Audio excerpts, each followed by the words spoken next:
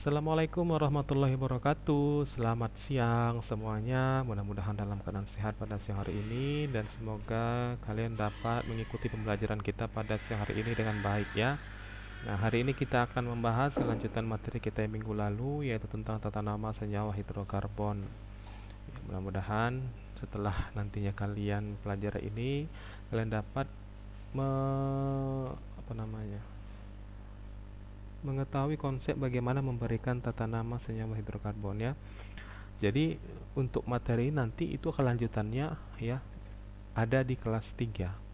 Jadi mudah-mudahan kalian bisa paham dengan materi kita pada hari ini karena kalau misalnya kalian tidak paham nanti akan susah untuk melanjutkan materi di kelas 3. Nah, untuk tata nama senyawa hidrokarbon itu kita bagi menjadi 3 nanti. Tapi kita bahas satu saja. Ada yang dikatakan sebagai senyawa alkana, kemudian ada alkena dan juga ada alkuna. Ya kan?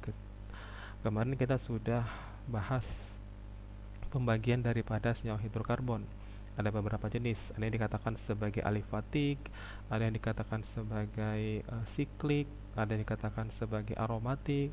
Kemudian ada berdasarkan ikatannya, ada ikatan jenuh, ikatan tidak jenuh. Nah, jadi senyawa alkana, alkena, dan alkuna ini tiga-tiganya merupakan senyawa alifatik, ya rantai terbuka, tapi dibedakan berdasarkan kejenuhannya. Ada yang memiliki ikatan tunggal, kemudian ada yang memiliki ikatan rangkap dua dan rangkap tiga.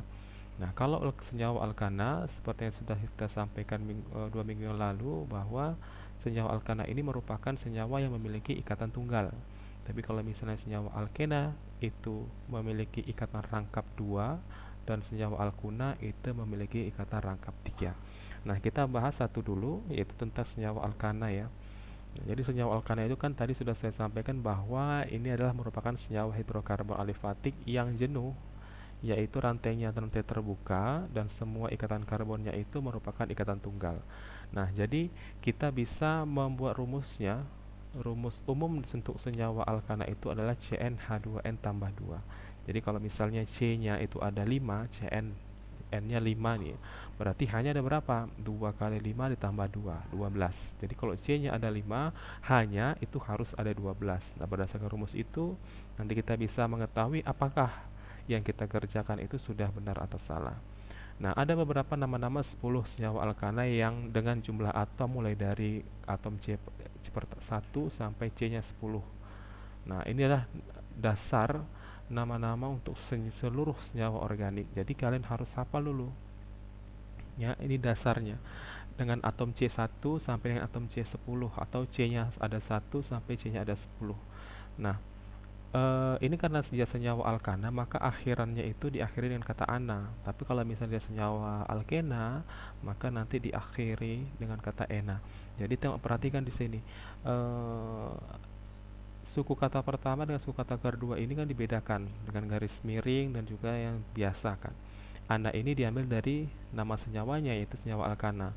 Tapi kalau misalnya dengan atom C yang pertama, C-nya ada 2, C-nya ada 3, C-nya ada 10, itu yang garis miring semua. Jadi kalau C-nya ada 1 ini sebenarnya dasarnya itu adalah kata met. Kalau misalnya C-nya ada 2, et. Nah, coba perhatikan di sini yang mereng-mereng ini ya. Nah, itu merupakan dasar dari penulisan senyawa-senyawa nanti semua senyawa-senyawa organik. Nah, untuk senyawa alkana, kita berbicara senyawa alkana dulu ya. Jadi senyawa alkena kan tinggal diakhiri kata enanya gitu. Ana jadi ena, ana jadi una begitu. Nah, jadi kalau misalnya C-nya ada 1, berarti nama itu adalah metana. Kalau C-nya ada 2, ini adalah etana. Kalau C-nya ada 3 propana, C-nya 4 butana, C-nya 5 pentana, C-nya 6 heksana, kalau 7 dia heptana, 8 oktana, 9 nonana, dan 10 dekana. Jadi kalian harus hafal dulu dari 1 sampai 10. Ini kan bahasa Yunani ya. Jadi metana, etana, propana, butana, pentana, heksana, dan itu harus kalian pahami supaya nanti pada saat penulisan nama, struktur senyawanya kalian bisa menuliskan namanya dengan baik. Nah, itu untuk senyawa alkana. Kemudian ada yang dikatakan sebagai gugus alkil. Kalau gugus alkil ini adalah senyawa alkana, tapi sudah hilang satu atom H-nya. Kenapa bisa dia hilang? Karena dia itu sudah berikatan atau berikatan dengan atom C yang kedua. Nah, itu dikatakan sebagai dia misalnya atom udah C sekunder ya, atom C sekunder. Jadi H-nya itu hilang satu. Nah, jadi untuk rumus umum gugus alkilnya ini adalah CnH2n tambah satu. Dengan cara menggantikan satu atom H, maka namanya juga akan berubah dari metana menjadi metil. Jadi kalau misalnya gugus alkil berarti akhirannya nanti kita ganti ananya jadi il, ya. Ana semacam ini tadi. Ana jadi il. Nah, ini biasanya digunakan untuk ada nanti dikatakan sebagai rantai cabang ya. Dalam penulisan dalam senyawa-senyawa hidrokarbon. Nah, kalau misalnya dia C-nya 1, tadi kan kalau misalnya senyawa alkana CnH2n tambah 2 berarti CH4. Kalau misalnya gugus alkil CnH2n tambah 1 berarti CH3. Kan begitu. Nah, ini ada berikatan lagi dilepaskan satu. Nah, berarti untuk CH3-nya saja ini namanya jadi metil. Tadi kan kalau misalnya senyawa alkana metana ya. Nah, ini karena dia senyawa gugus alkil jadi metil. Kemudian C2 yang C-nya ada 2, tadi etana jadi etil. Kemudian C-nya ada 3, tadi propana jadi propil. Kan begitu ya. Tadi kemudian C-nya yang ada 4, tadi butan jadi butil. Kemudian terlanjutkan. Kalau C-nya 5, tadi pentana jadi pentil. Kemudian C-nya 6, heksana jadi heksil. C-nya 7, heptana jadi heptil. Kemudian C-nya 8 tadinya oktana menjadi oktil. Kemudian kalau C-nya 9 tadinya nonana menjadi nonil.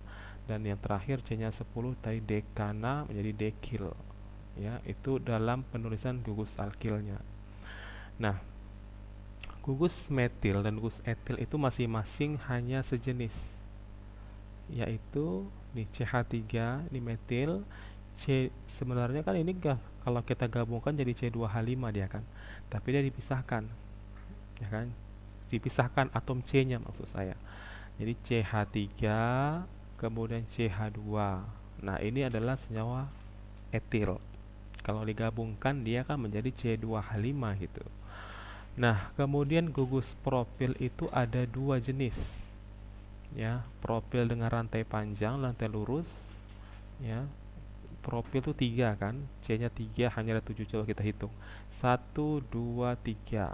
3, C hanya ada 7. 3 tambah 2 tambah 2, 7. Nah, ini dikatakan propil karena ada rantai lurus. Ada yang dikatakan sebagai isopropil. Dia seperti bercabang gitu ya. Dia membentuk segitiga. Nah, kita hitung C-nya 1, 2, 3. Kemudian hanya kita hitung 3 tambah 3 tambah 1, itu 7. Jadi sama, C3H7 juga, tapi dia memiliki dua nama yang berbeda. Kalau misalnya dia lurus saja rantainya, itu dikatakan sebagai propil. CH3, CH2, CH2. Tapi kalau misalnya dia seperti cabang jadinya, untuk segitiga CH3, CH, CH3, nah itu dikatakan sebagai isopropil. Dan kalian ingat yang namanya atom C itu harus memiliki 4 tangan, yaitu yang harus dipahami seperti yang sudah pertama sekali kita bahas keistimewaan daripada atom karbon. Atom karbon itu C-nya ada tangannya ada 4. Maka coba kita hitung nih. C di sini, ya kan? Satu itu berikatan dengan C yang ini. Berarti ini kan dikatakan sebagai atom C primer ya. Ya, karena dia berikatan hanya satu atom C. Kemudian kalau sudah satu atom C kurang berapa lagi? 3 lagi supaya dia 4. Makanya 3-nya itu berikatan dengan atom H. Kemudian C yang ini dikatakan sebagai atom karbon sekunder. Kenapa? Karena dia berikatan dengan C1 sebelah kiri, satunya lagi sebelah kanan. Nah, berarti kurang 2 lagi supaya tangannya 4. Makanya dia berikatan dengan atom hidrogen. Nah, kemudian CH2 yang sini kok CH2 juga? Nah, karena dia berikatan dengan atom C sebelah kiri satu, satunya lagi dia berikatan tapi nggak tahu dengan siapa. Ya, karena kenapa? Kan tadi sudah dikatakan bahwa gugus alkil itu kehilangan satu atom H-nya. Nah, jadi sini ada hilang. Jadi atom H itu digantikan dengan gugus yang lain nantinya. Ya, apakah itu gugus C lagi atau gugus yang lain, kan begitu. Nah, kalau misalnya ini juga, ini kan gugus lain di sini. Nah, kalau C yang ini berarti dikatakan sebagai atom karbon tersier karena berdekatan dengan atom C sebelah kiri satu, sebelah bawah satu, sebelah kanan yang lain, ya. Nah, jadi ingat dulu itu kenapa ada garis-garis. Ini semuanya penting ya, bukan hanya di garis-garis saja. Ini menandakan bahwa dia sudah berikatan dengan atom yang lain di sebelah kanan atau kiri atau bawah atau atasnya, ya. Nah, kemudian ini ada 4 jenis butil. Jadi butil tadi, kalau metil sama etil cuma satu jenis ya, dia hanya garis panjang saja, garis lurus kayak gitu. CH3 atau CH3 CH2. Nah, tapi kalau misalnya propil ada 2 jenis propil. Ada propil yang garis lurus, kemudian ada yang membentuk dia segitiga. Itu dikatakan sebagai isopropil. Nah, kemudian untuk butil yang C-nya ada 4, ternyata ada 4 juga jenisnya. Yang pertama yang rantai lurus, yaitu butil namanya CH3, CH2, CH2, CH2 itu ya. Nah, ini rantai lurus, C-nya ada 4, hanya ada CnH2n tambah 2 kayak gitu. Nah, 10 ya, 3 tambah 2 tambah 2 tambah 2. Nah, karena dia CnH2n tambah 1 berarti dia jadi 9.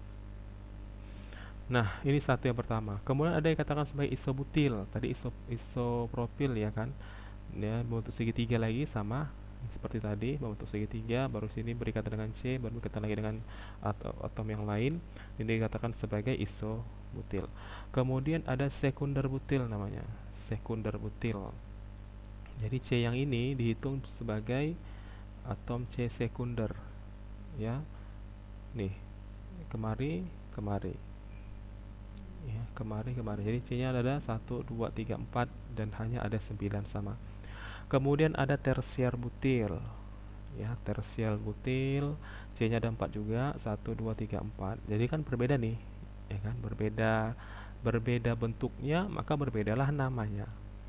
Jadi butil saja sudah ada 4 namanya sendiri ya. Butil, isobutil, sekunder butil, kemudian tersier butil. Dan begitu seterusnya untuk pentil, heptil, heksil dan seterusnya ya. Nah, sekarang kita masuk ke tata nama senyawa alkana.